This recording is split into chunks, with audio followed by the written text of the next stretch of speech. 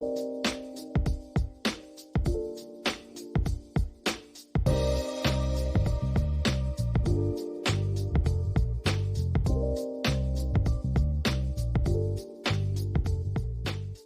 fellow history and culture enthusiasts, thank you for joining us today as we embark on a journey through time and heritage in the heart of Malacca, Jalan Tokong, a place that encapsulates the rich tapestry of this historic city.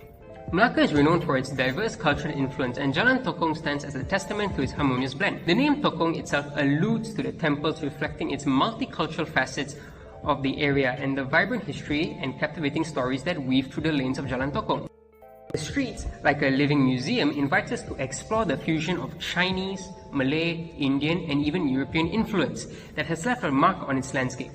From ancient temples adorned with intricate carvings to charming shop houses that echo the footsteps of generations, Jalan Tokong unfolds as a microcosm of Malacca's captivating past. Moreover, the architectural beauty of Jalan Tokong reflects in the evolution of Malacca, from its days as a bustling trading port to the present where tradition seamlessly coexists with modernity. The ornate details of the structures coupled with the aromatic scents wafting from local eateries create an immersive experience that transports us to a bygone era. It is a living testament to the harmonious coexistence of diverse cultures, religions, and traditions, a narrative that continues to shape Malacca's identity and inspire tourists from around the world to visit. However, as tourism has rapidly taken over the streets to experience the ocean of culture and history, Jalan Tokong seems to be losing themselves in the process. Poor traffic flow has had various impacts on the local community and its visitors, affecting both economy and overall experience. To recap, Jalan Tokong was established in the 17th century by Dutch settlers, and the street layout remained nearly identical for over 400 years. The roads were clearly not made for modern cars as they are very narrow with tight sidewalks hugging them. The influx of tourists is also creating more traffic, and with more traffic, more parking is required. And due to the need for parking, many cars park in front of shop lots, which cause visual pollution and takes away from the cultural charm of the storefront facades. Many buildings which have been around for centuries have been torn down just to create more car parks. This impacts the overall appeal of the area. Continuous traffic congestion can lead to wear and tear on the roads and surrounding infrastructure, resulting in higher maintenance costs for local authorities. This can strain the budget allocated for infrastructure upkeep and development. Although modern tourism might assist in community by boosting the local economy and upgrading infrastructure, it can also harm the environment, architecture, and the residents themselves. So, in your opinion, do you think the street here is like a cause of like traffic jam, like during peak hours? Has it been like a disturbance to you in your shop? Yeah, because we live upstairs. This is our residence. A lot of us also like here. We are very traditional. We live upstairs. This is our family building. Definitely yes, of course, during the weekends, because the weekend the night market is on, and the trishaw will pass this road. They come to this road for the ride because the jungle street is closed. So this road is not closed. So they will pass and they will be blasted with all the song until 12 o'clock. Unlike many tourist destinations, there is a bustling community of people in Jonker which have been around for generations. Increased traffic often leads to higher level of air and noise pollution, which can have adverse effects on the environment and the health of the residents. Poor traffic flow can also hinder emergency services access to the area, potentially leading to delayed response time during critical situations. Furthermore, in recent years, it has been noted that the former residential and commercial area has seen a significant influx of new businesses, most of which cater to tourists. This phenomenon raises concerns that some of the distinctive and original activities associated with the old residential quarter, such as the townhouses of the Baba Nyonya people, may disappear and be replaced by the new activities during the process of transitioning from old to new. This also includes the activities from Jonker Walk, such as the music parade, where people sit on trishaws and blast loud music while going into neighboring streets, such as Jalan Tokong.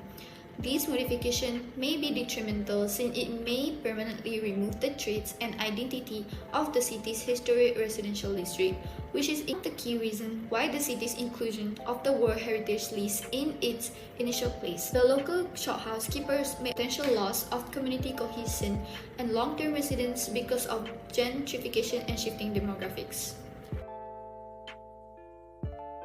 以前就比较好了，现在比较应该为现在经济的关系，第二就是说你想哎，你看到精准利用。Speaking about the locals, Jalan Tokong contains many businesses passed down from generation to generation, with majority of them being shops that revolve their whole business around tradition, such as Mo Xianglao Art Gallery, which sell traditional Chinese arts and offer people to learn how to write in Mandarin, and SHL Chie, which sell antiques and oriental ceramics.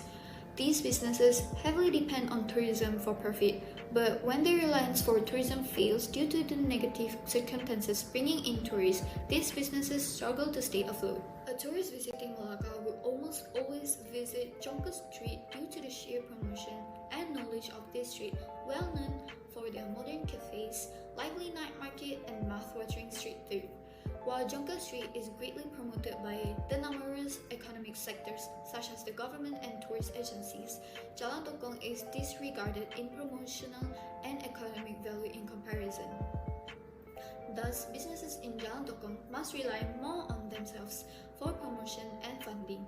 Hence, many of the shop owners in Jalan Tokong, majority being aged 40 and above, must venture into creative and non-traditional way to promote their businesses, which often prove to be a challenge.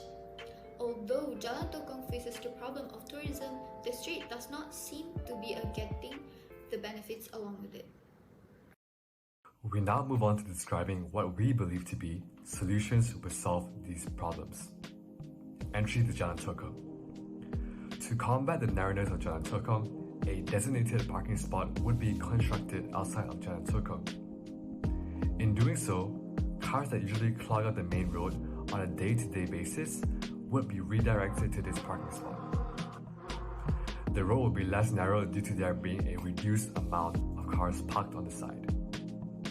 To encourage uncongested traffic flow, we thought of providing a designated shuttle bus service which would bring in people into Jalan Tokong. Not only does this reduce traffic flow, it also improves the environment as it encourages citizens to use these buses. Speaking about citizens, Jalan Tokong is fortunate or unfortunate enough to be geographically located by Jalan Hadina, or more famously known as Jonker Street. Jonker Street itself during its peak hours is entertaining, yet can be draining due to there being just so many things to do and visit. Jalan Tokong, hence, is a perfect getaway for tired citizens and tourists alike. However, the interconnecting alleyways are currently old and run down. In hopes of attracting people to Jalan Tokong, the alleyways would be renovated. Structurally, the alleyways can benefit from an uplift. To give it a more visually pleasing and attractive look, murals, facades, colored walkways, decoration, and more visual stimuli relating to its history of the street can be added to the alleyway. Now, a modern and captivating alleyway connects all streets in proximity, thus attracting more pedestrians into Jalan Tokong. Abandoned buildings. With the passing of time brings forth many abandoned buildings throughout Jalan Tokong. Rapid urbanization, urban migration, lack of maintenance, and changing demographics are a few factors which slowly give way to the abandonment of buildings. However, beauty lies in the past. Through renovation, these once forgotten buildings now turn into newly modernized buildings, which hopes to combat the ever so growing negligence of buildings in Jalan Tokong. These buildings can now be repurposed into community hubs and rest stops, which serve to be a hotspot for people to relax and recharge. Services such as cafes, activities, communal areas, and museums are one of many ideas which can breathe life into these abandoned buildings once more. Additionally, we eliminate the use of traditional bus stops, and instead, these rest stops can serve as the drop-off points for the shuttle buses stated earlier.